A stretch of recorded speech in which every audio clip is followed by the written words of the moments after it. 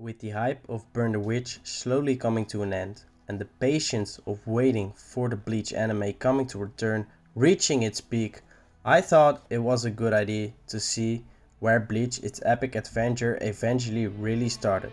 And no, I'm not talking about Volume 1 of course.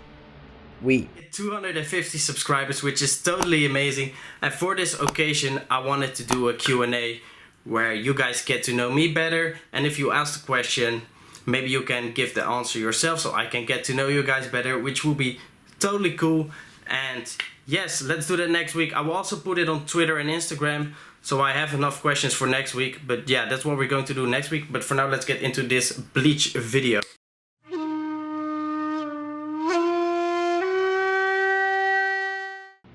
You see, before Bleach even started, Tite Kubo made a one-shot. This pilot chapter is actually given to you when you buy the second box set of Bleach.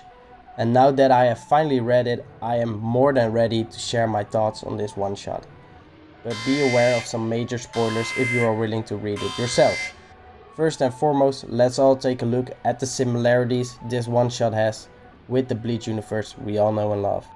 First and foremost in this one shot, our main character is of course Kurosaki Ichigo.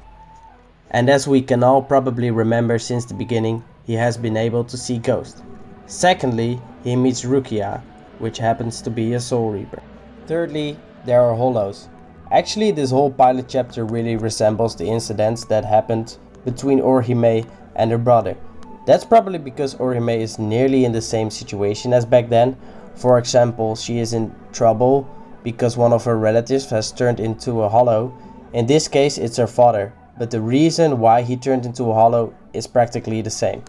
He hates the fact that she stopped praying to him, and when she prays, it all happens to be about Ichigo. So that's it for the similarities. Although there are many similarities, let's talk about the key difference. First of all, Rukia is ridiculously small. She's about 20 centimeters small, and that's a lot smaller than the 1 meter and 44 centimeters we are used to. She becomes this small by losing her powers.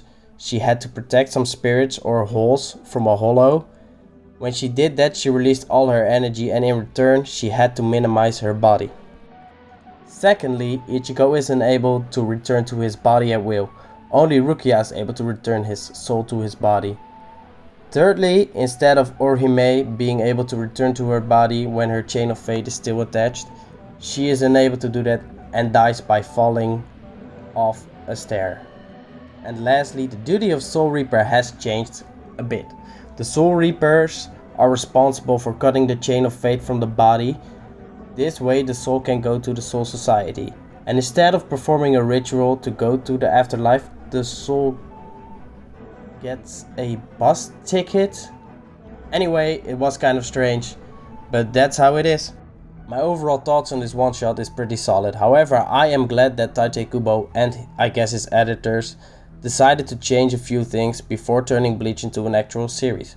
For example, the passing on ritual in the Bleach I know is a lot more spiritual and makes a bit more sense. But most importantly, in the first few pages, Ichigo reminds me of Kon. He takes on his personality towards Rukia, which felt kind of awkward and it doesn't fit his character in my opinion. As far as the fighting goes, it's rock solid, so I guess they didn't change much in that. Well, that's it for me. Thanks for watching. Dendor out.